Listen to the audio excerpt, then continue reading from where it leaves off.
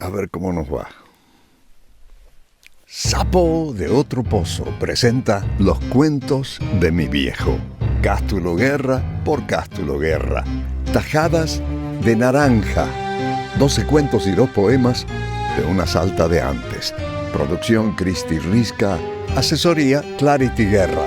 Montaje y sonido Ian Guerra. Y a ver cómo lo contamos.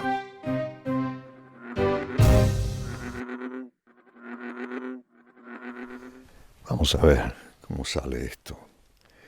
Dedicado con todo cariño a los muchachos que lucharon en Malvinas, ¿no? Volver del frente. Aquella tarde, en la plaza del pueblo de Cachi, provincia de Salta, junto a unas pircas de piedras, se encontraban varios paisanos comentando las últimas noticias que la prensa había llevado hacia esos lares. Incrementa la guerra en Vietnam. Guerrilleros atacaron en Perú. Finalmente, la Argentina se prepara para defender su democracia.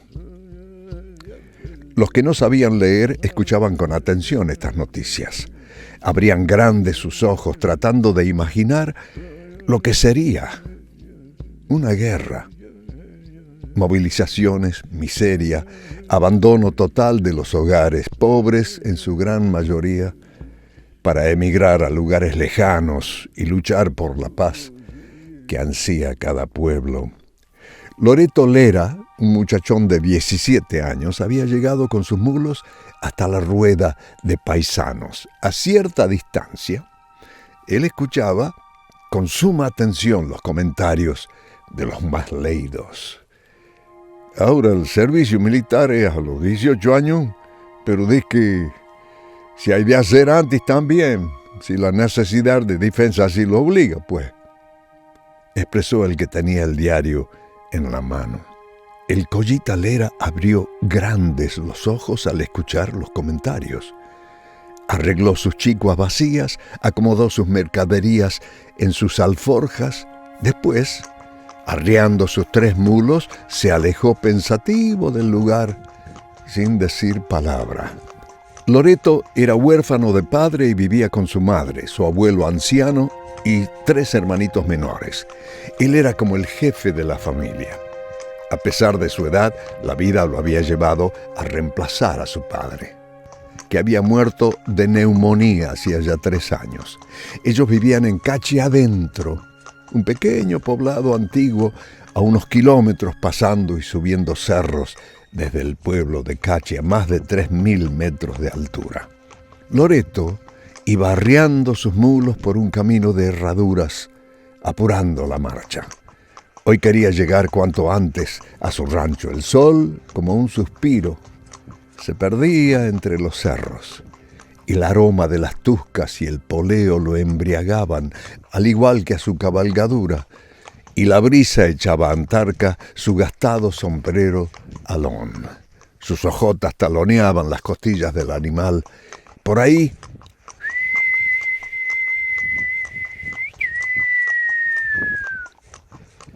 el eco profundo de un silbido volvía rodando quebrada abajo, transformado en ondas musicales. Su rancho se levantaba al pie de un cerro alto. Cercanas había otras viviendas diseminadas como pedrones grandes que el tiempo había aislado de la civilización a la intemperie de los años. Allí vivía Loreto, sin más compañía que su pequeña familia, las cabras y una manada de ovejas en un mismo corral de barro, piedra y paja. Algunos asnos y 7 mulos. También había un gallinero endeble cercado por pircas. Más allá, besando un arroyuelo, se extendían plantaciones de habas, papas andinas y porotos. Loreto recorría de memoria estas huellas angostas. Su padre se las había enseñado desde changuito. Apenas sabía leer y poner su nombre. Su viejo chambergo criollo cubría sus cabellos negros. Un mechón escapado caía con gracia hasta casi sus ojos. Su mirada tenía de vía el alcance de un lince. De noche, parecía dos pequeñas llamas que se hundían en las sombras. Su pantalón barchila, su saco corto y su poncho ovejuno eran todo su atuendo. Cada septiembre, ellos peregrinaban con otras familias a la fiesta grande, cuando el pueblo de Salta recordaba a sus patronos, el Señor y la Virgen del Milagro. A la capital llegaban para pedir al Todopoderoso por sus vidas, por sus cosechas y para que se alejen las plagas y las malas sombras. Loreto pensaba en esa fiesta como la piedra fundamental de cada año. Repechando por el angosto sendero, alcanzó la cima de un cerro. De ahí, la bajada lo llevaba directamente a su rancho. Las sombras ya habían envuelto al valle. Costeando las laderas ya aparecían las lucecitas ardiendo en las viviendas calchaqueñas. Como los mulos conocían el camino, ya apresuraban el paso buscando el descanso. Teco, su perro amigo, ladraba la bienvenida a su amo y los animales para guiarlos al resguardo. Desde el corredor del rancho, doña Micaela, la madre de Loreto, el abuelo y sus 3 hermanitos aguaitaban el regreso de Loreto. Ya se lo veía cercano, cansado, a él y a su mula. «¿Cómo te ha ido, hijito?», preguntó la madre. «Bien nomás, mamá. Y vendido lo que he llevado y traigo de todo, hasta clavo de olor palanchi. ¿Y qué te ha dicho don Genaro, el almacenero?» «Me ha dicho nomás que cosechemos las habas, que él las va a comprar bien». «¿Con nadie te has encontrado?» «Ahí estaban pues en rueda don Quecho y los otros. Estaban hablando de la guerra. Dice que están peleando y que pronto van a incorporar». «No hay ser, mijo. Hasta aquí no hay llegar. ¿Cómo va a ser, pues?» Loreto desencilló, largó los animales solos y guardó las monturas en un rincón del corredor. Puso las mercaderías sobre la mesa vieja de árbol para doña Micaela. Tomó un yuro entre sus manos y bebió agua fresca de una tinaja de barro. Se sacó el sombrero y lo colgó sobre un caballete de palo de patas desiguales. Se quedó pensativo, sentado en su cama de tientos. Afuera, el viento frío de la noche ya se hacía sentir como un quejido y la arenilla golpeaba en el rancho. Loreto comió un poco de charqui y un plato de frangollo del mediodía. Después fue hasta el corral a vigilar las cabras y las ovejas y acarició a su perro Teco, que lo seguía alerta. La guerra. ¿Qué sabrá ser, pues? La guerra, se decía a sí mismo mientras levantaba sus ojos al cielo, tratando de adivinar de la atmósfera el tiempo que habría al día siguiente. Los faroles del rancho se apagaron temprano. Un silencio hecho viento cubrió el valle. Las ovejas se acurrucaron junto a las pircas. Se escuchaba suavemente el murmullo de las aguas de un arroyo cercano. Y así, Loreto se durmió en el catre de tientos. A la medianoche, Loreto se despertó sobresaltado con los ladridos de Teco en la oscuridad. Un tropel de caballos había rodeado al rancho. Los hombres montados gritaban con voces de mando. El joven calchaqueño se vistió apurado. Se puso su poncho, abrió la puerta y salió de inmediato hasta la cerca de la cocina. «¿Quién anda?», preguntó Loreto. En un instante lo rodearon 6 uniformados. Uno de ellos lo tomó del brazo, otro, de aspecto gigantesco, lo indagó imperativo. «¿Loreto Lera?».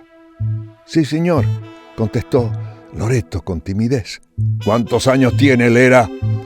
«Como 17, pues, señor». «Cárguelo a cabo», y agregó, «en nombre de la ley». Lo subieron a un caballo en pelo y emprendieron una veloz retirada. Loreto sufría no poder entender lo que estaba sucediendo y no se atrevía a preguntar. No le habían dado tiempo ni para despedirse de su madre. A galope tendido se fueron alejando del rancho. El muchacho apenas pudo echar una mirada hacia el lugar de las cabras. La noche era oscura y los caballos galopaban por el camino sinuoso con prisa, como se galopa en camino recto. 6 hombres grandes como gigantes de mi rancho me han sacado y en caballo como con alas me han llevado. Dejando mis cabras solas, el valle en silencio quedado, voy galopeando en la noche sin estribo y sin estrella. Siento un dolor en el pecho, pues se me aflige el corazón. En la plaza del pueblo de Cachi esperaban unos camiones. En ellos cargaron a unos 90 muchachones de la zona. Entre ellos iba Loreto, despeinado. Sus cabellos le caían a ambos lados, cubriéndole las orejas. No le habían dado tiempo de ponerse su chambergo. Los vehículos se pusieron en marcha, nadie hablaba, tan solo se miraban con temor e incertidumbre. La plaza de Cachi quedó atrás. La caravana se perdió a la distancia en una nube de polvo. Fue un viaje agobiante, con frío. Los poblados dormían a la vera del camino mientras la caravana de camiones los dejaba atrás, sin respetar el descanso. Cuando entraron a la capital, las calles todavía silenciosas de la ciudad tenían el aspecto lúgubre de lo abandonado. En tinieblas bordearon la plaza principal. A pesar de la oscuridad, Loreto alcanzó a apreciar la catedral. Alguien importante pareció subir a uno de los camiones que de inmediato prosiguieron su marcha imperiosa hacia las lomas. Por fin entraron por un portón principal de los cuarteles del ejército al norte de la ciudad. De inmediato y sin explicación, les colocaron uniformes, sometieron al contingente a una instrucción acelerada y rigurosa. Carreras, marchas forzadas, orden abierto, manejo de fusil con bayoneta calada, gritos de comando que parecían innecesarios, pero que decían: aquí se acabó la vida fácil y placentera. Luego del adiestramiento, la compañía, ahora de 500 soldados, fue transportada hacia un puerto lejano. Allí, sin más, fueron embarcados. Ahora Loreto Lera se debía a su equipo inseparable, su bayoneta calada, el casco de fibra, su mochila, su munición, sus nervios crispados y el estómago vacío. Formados en la cubierta de un barco, pasaron lista rigurosa. ¿Pandi nos llevan?, preguntó Loreto cuando pudo. Pa' frente, pues, estamos en guerra, contestó Tolaba, que también era de Cachi. La guerra. Esta es la guerra, se dijo Loreto sorprendido. ¡Desembarcar!, ordenaron. Y de inmediato fueron ubicándose en lanchones de combate. Al cabo, estos se abrieron como bocas en un mar frío frente a una playa desconocida. ¡A tierra!, fue la voz de comando. Uno a uno, con sus caras pintadas, mojados hasta la cintura, los soldados fueron pisando tierra. Hablaban sigilosamente entre los bultos de pequeños promontorios. Al frente y algo distante, una mancha como de árboles gigantes cortaba la poca claridad del cielo. Las órdenes comenzaron a impartirse casi en secreto. Loreto obedecía con ojos bien abiertos y muy asustado. Los soldados parecían felinos arrastrándose hacia su presa. A la distancia se sentía la detonación imponente de armas de largo alcance y más cerca el tableteo aterrador de las ametralladoras. Por la ventana oscura de la arboleda se veía arder el horizonte, pero ordenaron apresurar la marcha. Ahora se encontraban más cerca de la zona de combate. Los cañones vomitaban mortífera destrucción, la tierra temblaba, las ametralladoras hacían oír su furia ronca. ¡Cuerpo a tierra! Los 500 soldados se pegaron a la tierra fría y húmeda. Una metralla ensordecedora estaba ahí mismo, solo pocos metros. ¡Fuego a discreción! ¡50 metros adelante! Las colas de los disparadores accionaron simultáneamente. Los soldados volvieron a arrastrarse hacia el enemigo. El frente fue cubierto tácticamente y la lucha se tornó cruenta. Algunos pudieron alcanzar la línea del enemigo y entablaron lucha cuerpo a cuerpo. Cada cual debía defenderse ahora como pudiera. La guerra era eso, salvar el pellejo, como se dice, matar. Luchar para quedar con vida y poder contarlo todo después. Algunos iban cayendo en esa desolación, dormidos para siempre. Otros se quejaban del intenso dolor y maldecían. Aquellos que se sentían morir cerraban sus ojos y en el postrer instante hasta podía escucharse cómo nombraban a sus seres queridos. Loreto Lera vio y vivió la guerra en su más cruda ejecución.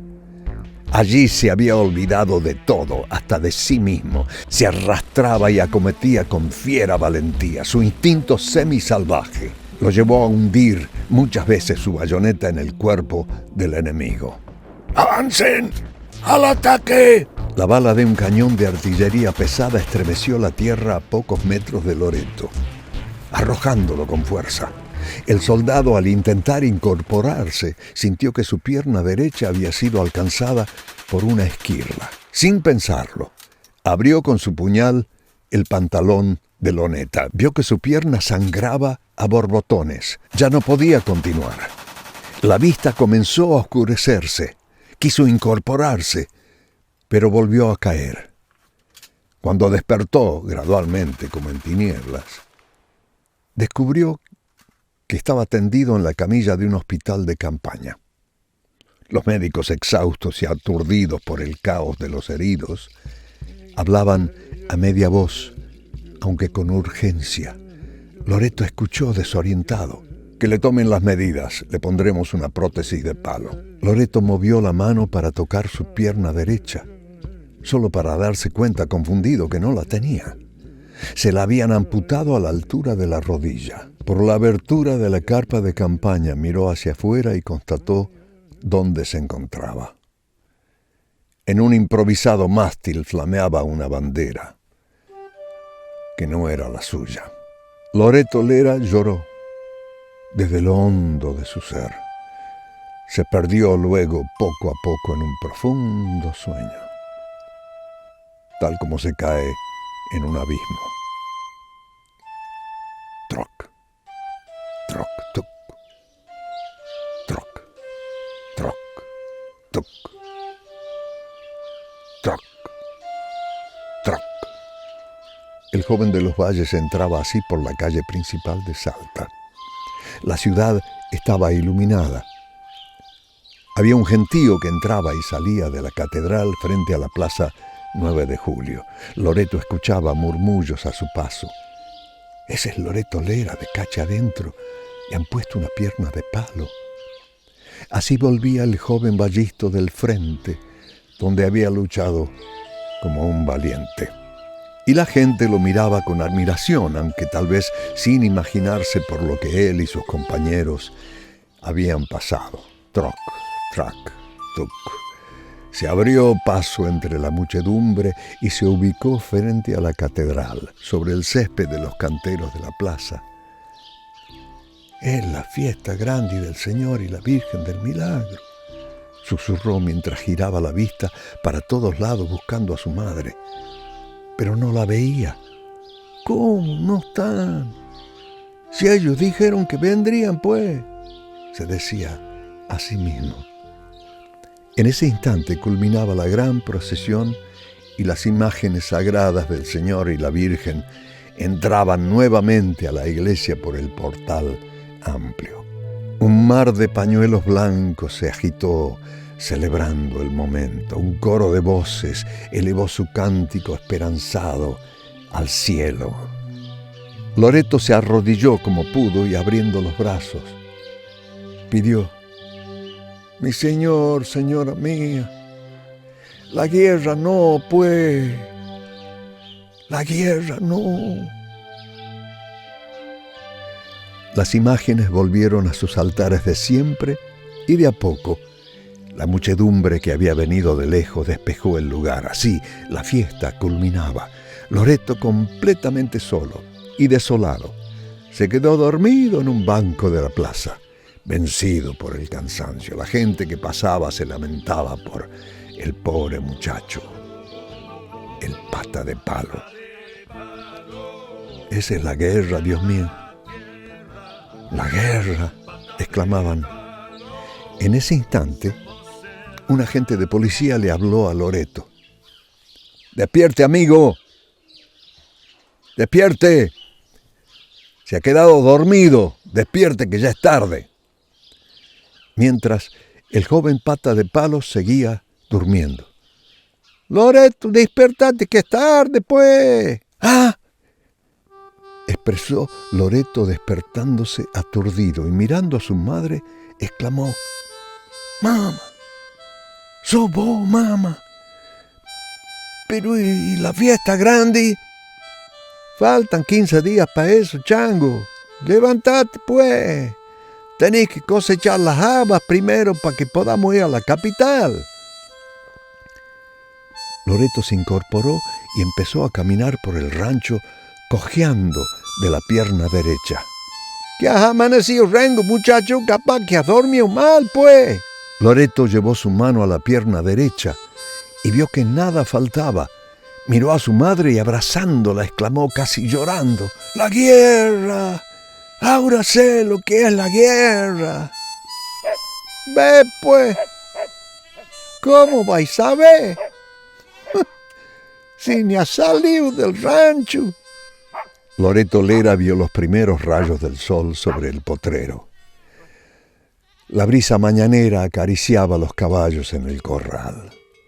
Desde la ventana del rancho miró con alivio el surco calchaqueño, donde seguiría transcurriendo su vida por ahora.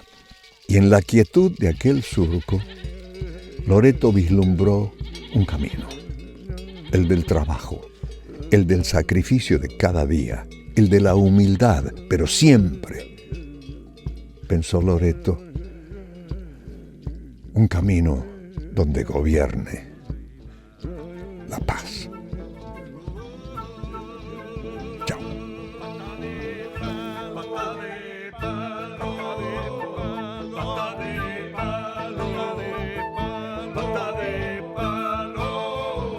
La humanidad quiere bailar, con el pata quiere bailar, el pata y palo quiere bailar.